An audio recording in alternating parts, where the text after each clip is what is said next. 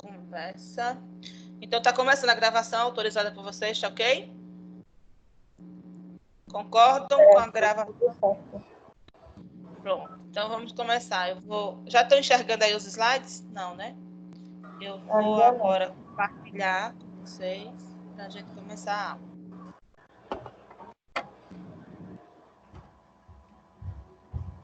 Esses slides eu coloquei desde o dia da aula.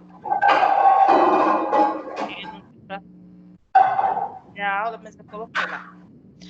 Então, hoje a gente está fazendo a reposição daquela aula de segunda, que não foi possível. Já expliquei para vocês que eu não pude.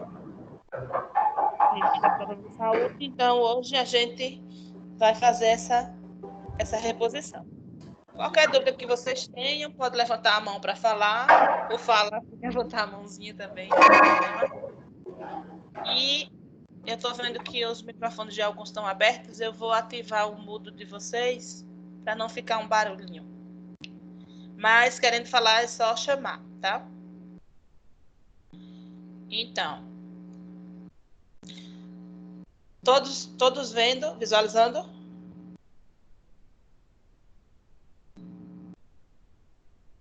Todos visualizando, queridos?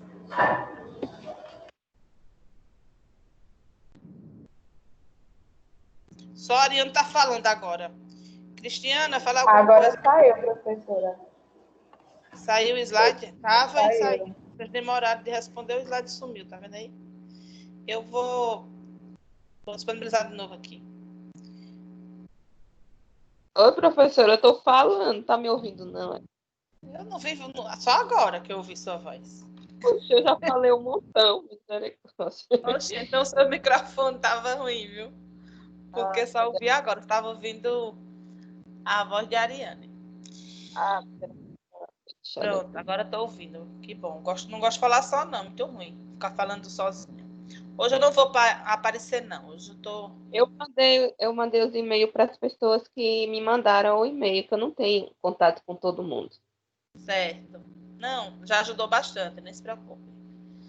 É que realmente quem estava fazendo esse papel era Cristialdo, mas o e-mail dele deu problema e aí ele não conseguiu. Aí eu pedi essa ajuda, agora a Ariane vai ajudar. Tem que ser um ajudando o outro mesmo, porque... E tem o portal também, só que no portal tem que encontrar. Sempre eu coloco nas aulas. Se vocês abrirem a aula, vai estar lá. Aí tem que catar lá qual é o que não está repetido. Porque o que aconteceu? Eu fiz uma aula, minha primeira aula presencial, eu englobei 3 assuntos, porque eu ainda não tinha o livro, o coordenador não tinha me passado o livro de vocês ainda. Nem para reatores eu tinha que construir mesmo, mas a aula de princípios, eu não tinha livro ainda, nem mecânica dos fluidos. Então, acabou que eu fiz uma aula com 3 conteúdos. A minha aula 1, de princípios de processo, ela tem o conteúdo da unidade 1, 2 e 3 de vocês. Então, eu acabei repetindo essa aula 3 vezes no portal. Mas não está errado, porque ela está com os 3 conteúdos numa aula só, entendeu? Aí, mecânica dos fluidos aconteceu a mesma coisa e em reatores também. Teve aula que tem 3 conteúdos numa aula só, principalmente a primeira aula presencial. E a segunda, que ainda houve presencial, o conteúdo está bem maior do que o que deveria ser uma aula. Aí depois foi que eu recebi o livro. Organizado para entender tudo. No e-mail está organizado, aí deu para entender tudo. Mas eu estou falando assim que dá para... Aí parece ter muitas aulas no portal, se você entrar, porque são 12 encontros. Aí parece ter 12 aulas, mas na verdade não tem. Vai ter umas 8 aulas só, ou umas 6, porque algumas aulas têm um conteúdo de 3 unidades, entendeu? Então elas vão estar repetidas. Mas esse repetido não é porque está errado, é porque eu tinha feito um conteúdo a mais. Tá claro? Aí ele vai... Então, nas aulas de vocês vão perceber isso. Mas agora eu já identifiquei para o próximo semestre que quando eu elaborar a aula, em vez de colocar o nome da aula, eu vou colocar a unidade, que aí não tem erro. É porque eu estou começando agora na instituição, então eu estou me adaptando também. Eu peço até a compreensão de vocês. Eu estou me esforçando para me adaptar. E aí, além de eu estar começando, ainda comecei nesse estilo diferente, né? Aí foi um começo duplo aí para mim, mas a gente dá conta. vocês compreendendo, né, e tendo paciência, a gente consegue chegar no final. Então, vamos lá. O assunto de hoje, a gente vai trabalhar, a gente está na unidade do livro, eu estou seguindo o Vogler, né? Então, por esse livro, a gente vai tá fazendo até o capítulo 7. Então, a gente já está no capítulo 7 com esse assunto, se vocês seguirem o Vogler. E aí, a gente tem mais as reações, um outro assunto que vai ser a próxima aula, de segunda-feira. Aí a gente conclui o assunto de reatores. Então, foi visto do capítulo 1 ao capítulo 7. Foi corrido, foi puxado, mas eu precisei fazer assim para que a gente, no mês de junho, trabalhe só com exercícios. Então, nas próximas aulas, a gente vai ter só exercício até o dia da avaliação, certo? Então, eu mudei a data da entrega dos pós-aulas. Vocês vão me entregar tudo dia 26. Então, tanto mecânica dos fluidos, quanto princípios de processo, tecnologias limpas e reatores, que são as disciplinas que eu estou ensinando esse semestre, eu mudei para dia 26. Então, dia 26, vocês têm até meia-noite para me enviar a unidade, no caso, deixando os últimos encontros, até a unidade 3. No caso de reatores, vocês vão enviar por capítulo, então vocês vão enviar até o capítulo 5. O 6 e o 7, vocês vão enviar os exercícios no dia 2, que é a segunda etapa. Tá? Então, eu fiz assim, flexibilizei mais para dar tempo para vocês aprenderem de fato o assunto. Reatores é um assunto que ele não é fácil, ele é bem complicado da engenharia química. É a disciplina mãe, né? Assim, mas tem um porém. Nem sempre vocês vão trabalhar com reatores. Então, a engenharia química, ela se divide em tem dois tipos de engenheiros químicos, na verdade. Tem um engenheiro químico que trabalha na parte de reação química e tem um engenheiro químico que trabalha na parte de processo. Por isso que, às vezes, no mundo corporativo, a gente chama engenheiro de processo e não engenheiro químico, se vocês forem ver. Então, quando tem vaga para engenheiro de processo, que às vezes confunde com engenheiro de produção, porque engenheiro de produção também, às vezes, eles falam engenheiro de processo. Mas é porque engenharia química tem uma parte dos engenheiros que trabalha com os reatores, com as reações químicas. Quem trabalha em indústria química, indústria petroquímica, indústria de petróleo, vai estar sempre trabalhando, muitas vezes, com reação química. Principalmente se for indústria química mesmo. Mas tem outras indústrias que só tem processos físicos, de separação, de filtração, que não tem a reação química. Então, nessas você não precisa ter reator. E muitas vezes também você pode começar a trabalhar numa refinaria, mas por ela ser enorme, ela tem diversas áreas. Ela tem a área de tancagem, ela tem a área de fornos, ela tem a área de caldeiras, ela tem a área de utilidades, ela tem a área de torres de destilação, no caso, tem a área de reatores. Então, acaba que separam os engenheiros por área, por unidades operacionais. E acaba que, às vezes, vocês ficam alocados numa unidade que nem é a unidade de reatores, vocês nem vão usar esses conteúdos de reatores. Porque se vocês forem alocados numa UTE, por exemplo, só vai ter caldeira. Então, o que vocês vão usar de engenharia química lá vai ser fenômenos de transporte 2 e transferência de calor. Então, tem operações unitárias que é trocador de calor, vão usar um pouco de caldeira, forno, aprender isso, e mais fenômenos de transporte, aquela parte de transferência de calor. Se vocês forem alocados na área de torres de destilação, na parte de torres, vocês só vão usar operações unitárias 3, transferência de massa, transferência de calor, transferência de fluido, que é a mecânica dos fluidos. Vocês vão usar a mecânica dos fluidos, fenômenos 1, 2 e 3, e as operações unitárias só. nada de reator. Se vocês forem alocados na parte de utilidades, que a utilidade geralmente é separada da corrente de processo, vocês vão usar reação química e reatores, mas é reator batelada para tratamento. Então é bem simples, são reatores mais simples. E muita filtração, aquela parte de operações unitárias 1.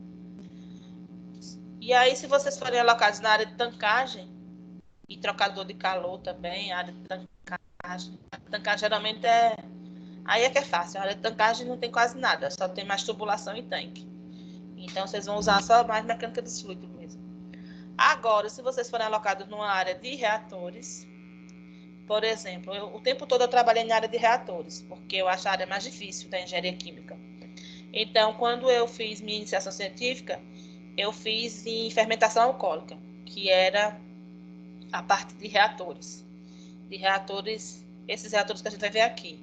Bioreatores, que é reatores que trabalham com produtos químicos, com leveduras, com micro-organismos, né? Com micro-organismos. Então, eu trabalhei minha iniciação científica com bioreatores, produção de etanol. Depois, eu fui para outra bolsa da ANP, trabalhei também na área de catálise, preparando catalisador para usar na reforma catalítica. Então, reatores também. E aí, quando eu fui trabalhar na área de engenharia mesmo, eu estagiei na Petrobras, em Salvador. Quando me perguntaram, a gente fez uma seleção de uma semana de convívio, passando por todas as áreas, e eles me perguntaram qual a área que eu gostei mais. Aí eu disse que eu queria ficar na área de reatores. Então, eu estagiei na área de reatores de lá, que foi o reator 6, que era um reator de leite fixo, e o reator da unidade 39, que era reator de leite fluidizado. Então, eu trabalhei na área de reatores também, no estágio, né? Aí, quando foi depois disso, eu trabalhei em outras áreas, quando eu fui contratada como engenheira mesmo, e fui para uma indústria inicialmente de plástico, de produção de plástico. Aí eu era engenheira de qualidade lá, e eu fiquei na parte de extrusora, para ver as receitas dos plásticos. Como era que eu colocava quantidade de cada plástico para alimentar as extrusoras, e as extrusoras eram o que ia fazer a química lá de aquecimento e modelar o plástico para sair, para montar os eletrodomésticos, ventilador, liquidificador, essa parte. Eu trabalhei também nessa parte. Depois que eu fiquei na engenharia química mesmo, que eu fui para o Rio de Janeiro fazer o projeto Renest, que foi o projeto que eu mais gostei, mais aprendi na minha vida, porque foi uma refinaria do zero, a refinaria de Suapé. Quando eu cheguei lá, eles me perguntaram qual área que você quer trabalhar. Tem várias, é separado. Eu falei, eu quero trabalhar com reator. Aí fui para coqueamento retardado, porque a produção da refinaria do Nordeste, ela é uma produção mais para óleo diesel. Ela foi planejada para trabalhar com petróleo Marlim, aquele petróleo pesado. Então, 70% da produção dela é óleo diesel mesmo. É um óleo mais pesado. Então, o reator lá é diferente. É um reator de coqueamento retardado, que é para a produção de biodiesel. E de coque. Eles produzem coque também. Então, eu trabalhei lá 2 anos nessa área, fazendo um projeto nessa área. E aí, quando eu fiz o mestrado e doutorado, a mesma coisa. O meu orientador me convidou, porque ele trabalha na área de catálise, e ele queria que um aluno que tivesse um pouco de conhecimento na área de catálise, porque para trabalhar com fotocatálise, que é a reação química a partir da luz, do fóton, né?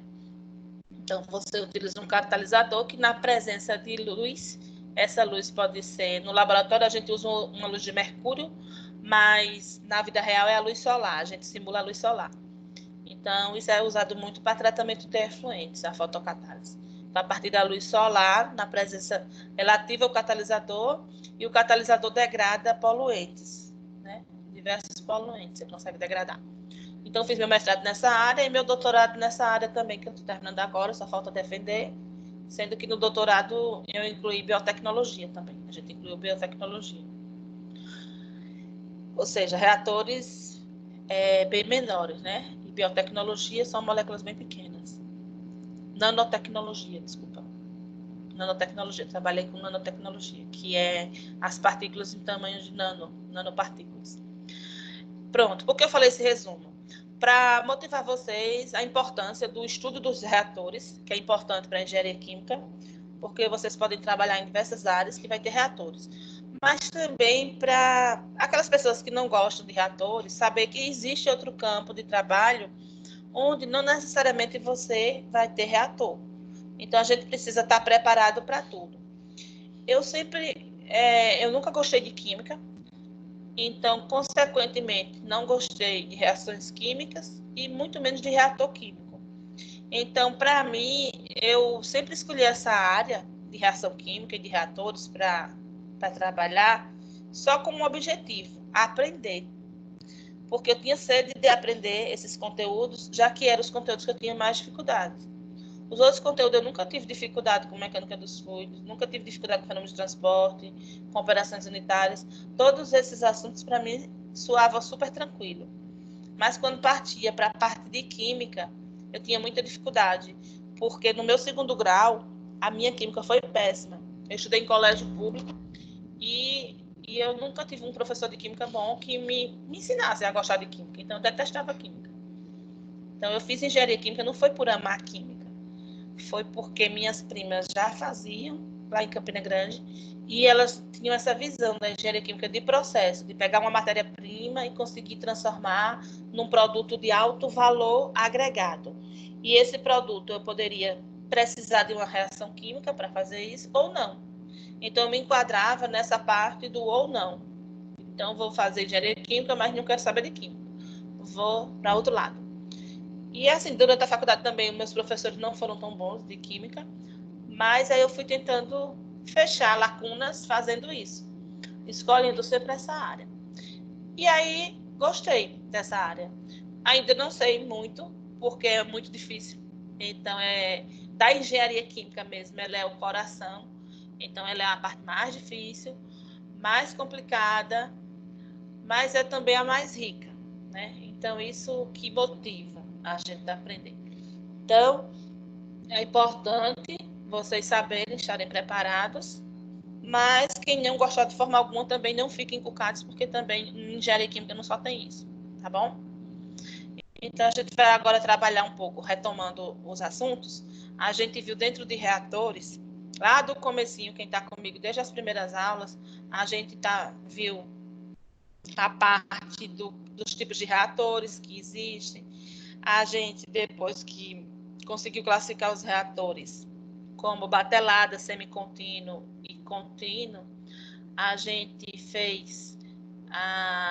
chegou nas equações, né, fez balanço de massa, chegou nas equações dos reatores. Então, a gente usou os métodos diferenciais, método integral, fez o balanço molar. Então, tudo isso aí, se a gente pegar o livro para recapitular os capítulos que a gente viu até agora, a gente tem aqui, olhando para o livro, para o Fogler, no capítulo 1, a gente viu os balanços molares, que a gente viu na primeira aula lá. Depois a gente foi para conversão e dimensionamento de reatores, foi no capítulo 2, que a gente viu as definições de conversão e como é que a gente trabalha com reatores, com dimensionamento de reatores. Depois a gente viu leis da velocidade da reação e estequiometria, que é para a gente aprender como encontra aquele K, constante de velocidade da reação. Aí a gente tem uma aula de leis de velocidade da reação e estequiometria, que nada mais é do que manter a equação, a reação balanceada, né? Para que a gente consiga encontrar a lei da velocidade certa. Depois a gente viu a parte de projeto de reatores isotérmicos, os reatores ideais, onde a gente aplicou tudo isso. Aplicou o balanço molar, aplicou as leis da velocidade da reação para poder projetar o reator.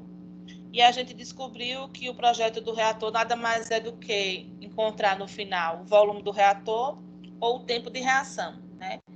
Então, tem várias equações, algumas em forma algébrica, outras em forma de derivada e outras de forma integral, onde a gente pode estar encontrando esse tempo de reação e o volume do reator.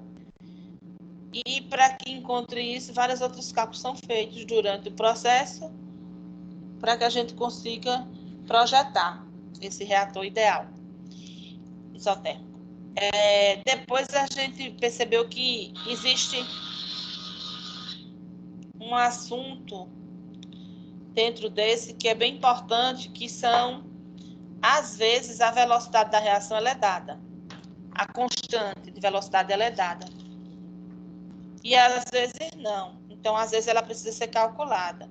E como é que a gente determina essa constante de velocidade para montar a nossa velocidade da reação? A gente precisa de aquisição e análise de dados cinéticos. O que é isso? A gente vai no laboratório, coloca uma reação lá, num processo batelado ou contínuo, e vai medindo, tempo a tempo, a concentração dos nossos produtos, dos nossos reagentes, com a pressão ou com a temperatura, que vai variando. E a gente, a partir daí, com os dados cinéticos, a gente consegue montar um gráfico, né? E calcular o nosso K, que é a constante de velocidade. E aí conseguir identificar também se essa reação é de primeira ou de segunda ordem. Então, a gente faz essa análise de dados cinéticos e consegue chegar na constante de velocidade da reação. Então, quando as reações mais comuns que já existem num processo, a gente já tem tudo tabelado. A gente tem esse K tabelado. E a gente tem também o comportamento da reação, se ela é de primeira ordem, de segunda ou de terceira ordem, para reações conhecidas, que são reações de bancada.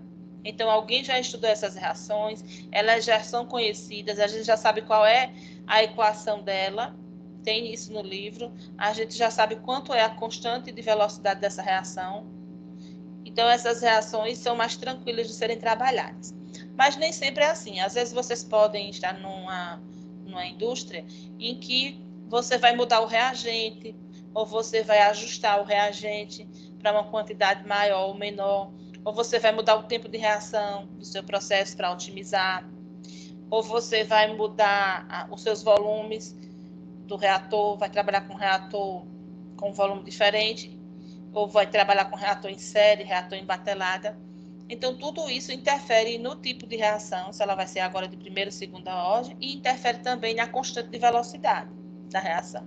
Então, para esses casos, é necessário que se faça uma análise experimental, uma análise em laboratório, para conseguir ter essa constante de velocidade. É necessário ter esses dados cinéticos iniciais, para a partir deles a gente conseguir trabalhar em escala trabalha primeiro em escala de laboratório, depois protótipo, que é uma escala maior, e depois em escala industrial.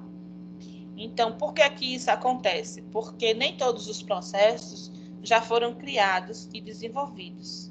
Alguns não estão tabelados, são novos, são criações novas. Se são criações novas, consequentemente, ainda não tem um mecanismo de reação pronto, não se sabe como é que essa reação se comporta, se ela é uma reação lenta, se ela é uma reação rápida, se ela é uma reação reversível ou irreversível. Então, não se conhece esse comportamento da reação. Então, é necessário se estudar em laboratório para depois trazer esse mecanismo pronto e adaptar ele para uma escala industrial. Consequentemente, se não se sabe os mecanismos da reação, também não é possível saber a constante da velocidade de reação. E aí é por isso que é necessário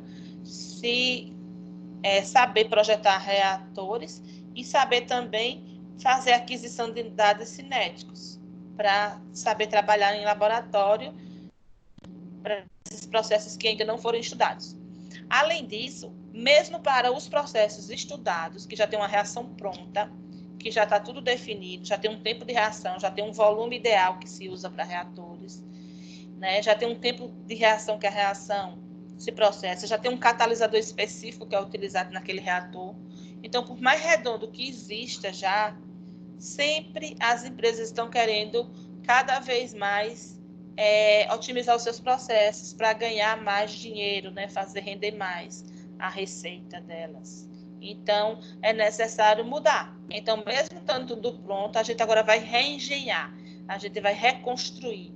Então, existem vários estudos, você pode ser alocado numa empresa para otimizar o processo. E com isso você vai precisar mudar o reator, trabalhar com outro tipo de reator, otimizar o tempo de reação, ou seja, diminuir esse tempo de reação, aumentar ou diminuir o volume do reator para gastar menos reagente, diminuir o tempo de reação para gastar menos energia, sem diminuir a receita. Com essas otimizações, você melhorar ainda mais a receita. Ver o tipo de energia que está sendo gasta nesse reator, incluir energia solar ou energia eólica, ou uma integração energética. Então, tudo isso são otimização de processos que você vai fazer para deixar o seu reator melhor. E com isso, você vai estar interferindo no processo que já estava pronto, no mecanismo que estava pronto. O seu mecanismo de reação ele vai mudar. E você precisa conhecer essas mudanças, adequar essas mudanças para uma nova realidade.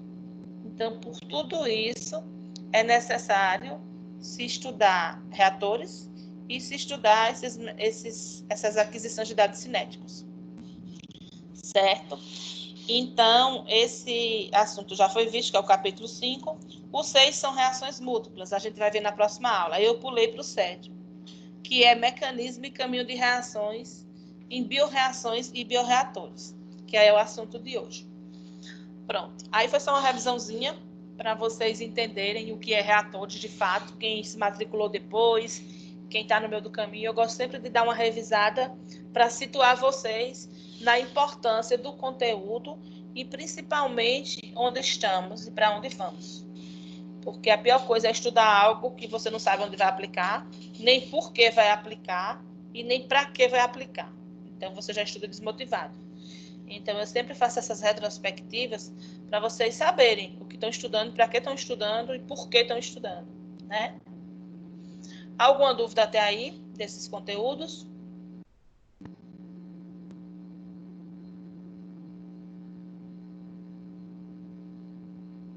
Todo mundo dormindo? Gente, alguém fala, por favor? Oi. Hein? Estão aí, estão vivos? Estão vivos ainda? Estou ouvindo, professora. Tá boa a aula. Pronto. Gostaram dessa introdução aí para dar uma revisada geral? E eu gostei, eu gosto quando dá assim. Eu A gente falei também um pouquinho. prestou trabalho, aí falou muito de reator. Aí foi sendo bem legal a sua aula, a explanação, gostando. É isso, porque aí eu vou situando vocês onde usar os reatores, né? Então, dei o meu exemplo de onde eu trabalhei, onde eu usei, para vocês verem que existe onde usar e também existe trabalhar sem usá-los, certo? Então, vamos lá. Então, o que seriam esses bioreatores? Então, se a gente usou os outros reatores, por que bioreatores? Os bioreatores são fermentadores ou reatores bioquímicos. São os principais equipamentos encontrados nos processos bioquímicos. Então, dentro da área de bioquímica, você vai usar bioreator. Por que ele chama bio? Porque vai estar trabalhando com vidas. Vidas de quê? Vidas de micro-organismos. A gente vai estar trabalhando com micro-organismos que vão ajudar nesse processo de reação. Neles ocorrem as transformações de matérias-primas em bioprodutos. É importante que vocês conheçam os principais modelos, bem como o princípio de funcionamento desse bioreator. Os bioreatores, eles são equipamentos empregados em processos químicos aeróbios e anaeróbios. Quem está esquecido do conceito de aeróbio e anaeróbio, o an é negativo. Então, para vocês não se confundirem, o anaeróbio é sem a presença de oxigênio e o aeróbio é com a presença do oxigênio. Aí vocês não esquecem nunca mais. Que envolvem a conversão da matéria-prima em produtos. Então, utilizando os organismos vivos. Então, por isso, bio, né? Bio, reator de reator, e bio de organismos vivos, de bioreatores. Aí é a diferença dos outros reatores que a gente estudou até o momento. Como células animais, células vegetais, micro-organismos ou substâncias biologicamente ativas, derivadas desses organismos, como as enzimas, né? Então, um exemplo bom aí é esse coronavírus que a gente está vivendo aí.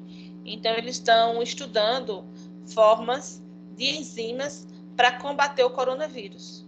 Quem já assistiu reportagem, já leu, viu que para encontrar a vacina é necessário eles encontrarem uma enzima que neutraliza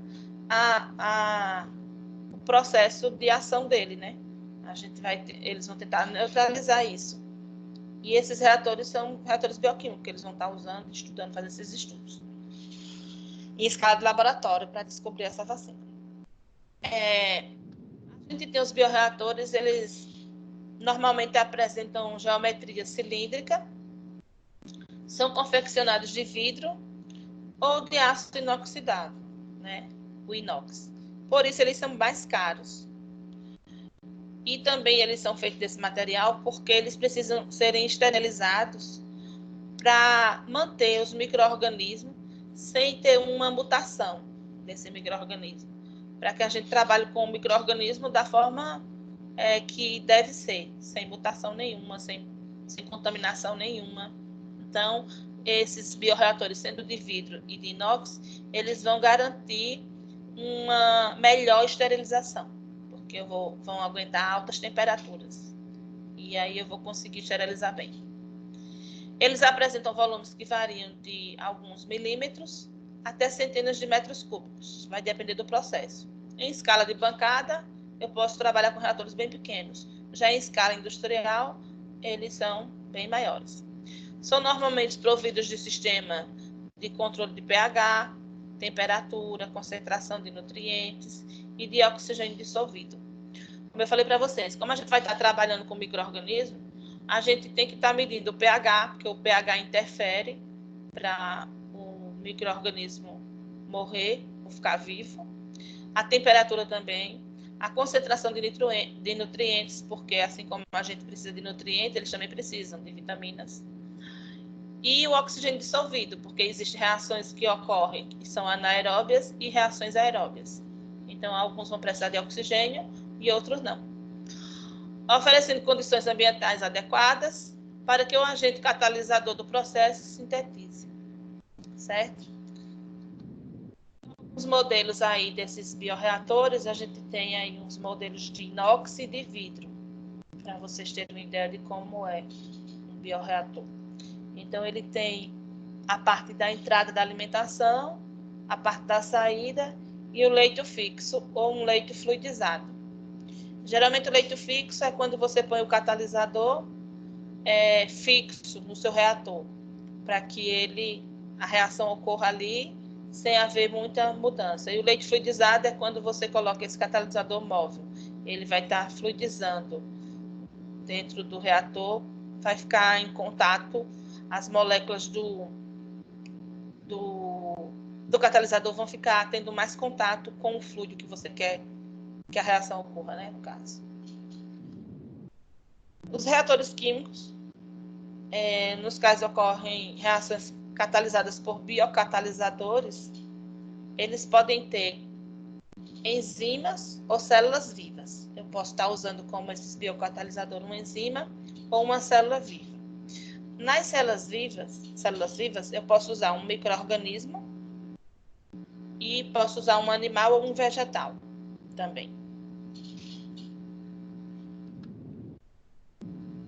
Aí, as células vivas, com micro-organismo. Então, eles são os bioreatores mais conhecidos e utilizados. Essas células vivas, os micro-organismos.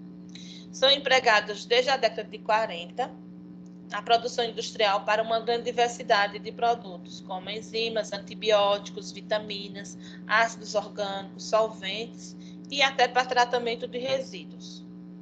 Então, elas são feitas a partir de micro-organismos, dessas células vivas. Então, a gente sabe que nos tratamentos, por exemplo, tratamento do esgoto de uma cidade, é colocado um micro-organismo e esse micro-organismo vai trabalhar para fazer o esgoto juntar, né? Ficar uma água suja e quando você põe o micro-organismo dentro, ele consegue fazer bolões nessa água e separar os micro-organismos que está sujo do que está cristalino, limpo.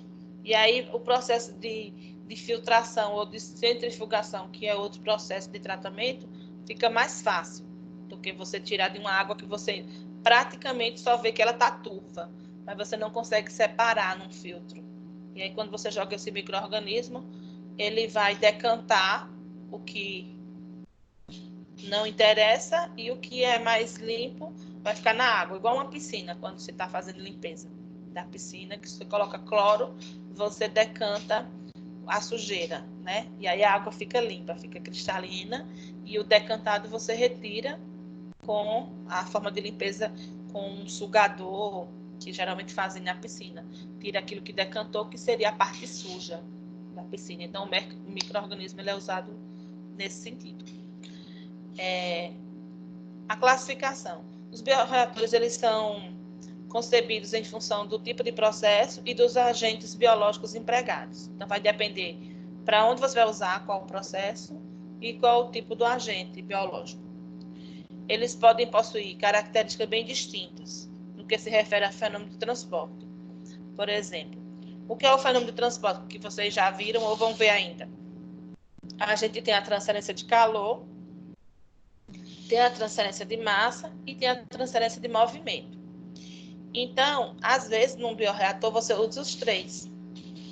Você vai caracterizar ele por o tipo de fenômeno que você está usando ali. O seu fenômeno de transporte, ou seja, o transporte do seu fluido ali no reator. A sua reação está acontecendo e eu estou tendo um transporte de fluido. Como é esse transporte? Como é que está se comportando o calor nesse transporte? Eu estou aquecendo, estou refrigerando. A massa, as partículas desse micro-organismo e do que eu quero reagir, como é o transporte de massa. Essa massa, com o tempo de reação, ela aumenta, ela diminui com o tempo, ela está sendo consumida ou ela está sendo simplesmente multiplicada? O movimento, como é esse movimento desse fluido? É um movimento que eu uso agitação, é um movimento turbulento, é um movimento laminar? Como é que esse fluido se movimenta? Eu tenho que bombear um fluido para ir para o reator? Então, eu vou estar sempre fazendo meu reator de acordo com o meu processo, com o meu fenômeno de transporte do meu fluido lá dentro. Como é que está ocorrendo esse transporte de fluido?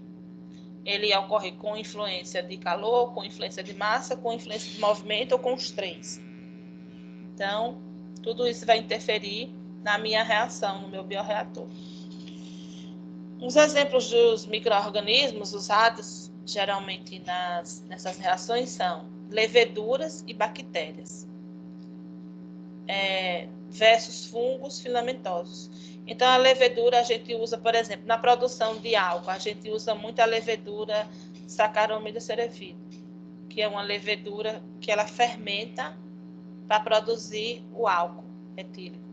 Você coloca essa levedura dentro de uma grande quantidade de caldo de cana e ela vai fermentar. Como é que acontece isso? Essa levedura ela vai consumir o açúcar. Essa levedura Saccharomyces cerevisiae, ela adora açúcar, ela ama glicose, então ela vai consumir o açúcar. E à medida que ela consome o açúcar, ela vai fazendo xixi. E esse xixi é o álcool. Ela vai consumir o açúcar e produz um xixi bem ácido, que é o teu alcoólico lá. Então, ela vai engordando, vai se multiplicando. Você coloca uma quantidade de levedura, ela vai consumindo açúcar e cada vez mais vai crescendo, ficando gorda e fazendo mais xixi. É exatamente assim que acontece. E aí, esse xixi é o álcool. Com o tempo de reação, você deixa 12 horas, umas dornas de fermentação com a levedura lá no caldo de cana.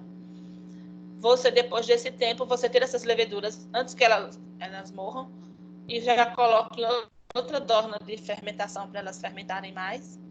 Pode fazer um tratamento nelas também, dá mais vitamina. E aí vocês pegam esse álcool, já está com quase zero de açúcar, lá, porque ela consumiu tudo. E você vai fazer a destilação desse álcool. Destila uma vez, é uma destilação fracionada. Destila uma segunda vez, se necessário for. E vai ter o resultado dessa destilação vai ser o álcool etílico hidratado e a vinhaça, que é aquilo que não é álcool que eles usam para irrigar a cana, que é a parte poluente, é a parte que não é boa. Por isso que fica esse cheiro horrível nos canaviais, certo? Então, a gente pode fazer álcool em casa também. Como é que a gente pode fazer um experimento de álcool em casa? E um reator, vocês podem colocar um reator de vidro, pode ser um becker ou pode ser um vidro em casa, e vocês comprarem fermento Fleshman, aqueles principalmente os de tablete, que vende na padaria para fazer pão, porque existe o fermento em pó que a gente usa para o bolo e existe aquele de tablete que usa para fazer pão. Aquele é que é melhor, aquela levedura ali, ela não está seca, ela está úmida, então ela tem uma eficiência melhor. Então, vocês colocam 1 litro de água e faz uma proporção de algumas gramas de açúcar mesmo, sacarose, e umas gramas do fermento. Eu tenho esses valores, se alguém quiser fazer esse experimento. Aí coloca um pouco de algumas vitaminas, como cálcio, potássio, e deixa esse reator aberto, né, por 24 horas. Ou então você pode colocar numa garrafa PET também, serve. Depois de 24 horas, você tira esses produtos, é uma reação embatelada, e você destila no laboratório.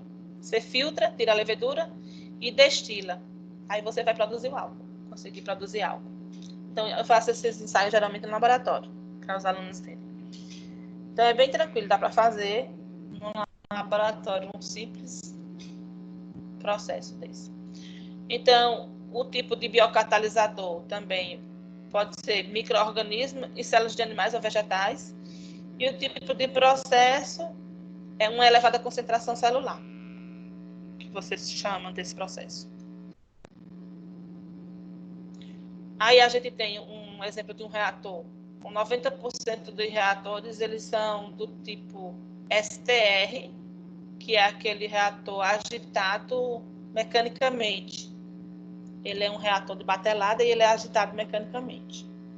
Há um grande interesse por outros tipos de reatores, mas a maioria dos processos ainda encontra em escala de bancada, ou semi-piloto. Não está ainda industrialmente. O industrial é mais o de mistura. Gente, eu vou parar 15 minutos, certo? Para comer alguma coisa, porque eu venho de uma outra aula. E daqui a 15 minutos a gente retoma para continuar. Pode ser? Pode ser, professora. Nossa, são 7 horas. Aí a gente volta 5, 10, 15. Vamos voltar 5 para 7, tá? Aí vocês vão comer alguma coisa também, tomar uma água, um café, o que vocês quiserem. E daqui a 15 minutos a gente volta, porque eu já estava na aula anterior, então vocês vão sair um pouco para comer alguma coisa, para a gente continuar, tá certo? Eu vou parar a gravação, vou fechar aqui.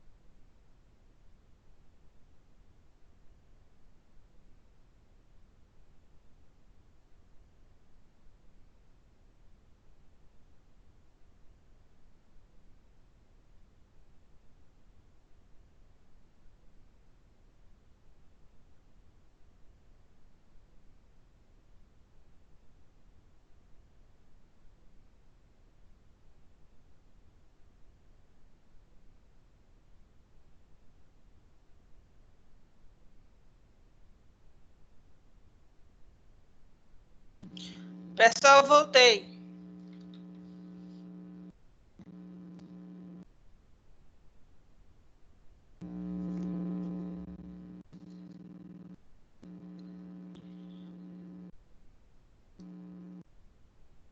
Voltaram vocês?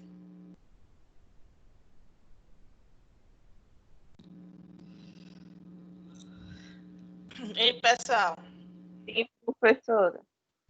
Já estão aí? Beleza. Então, vamos continuar, né? Vamos. Vamos lá. Ui. Pegar aqui onde eu parei.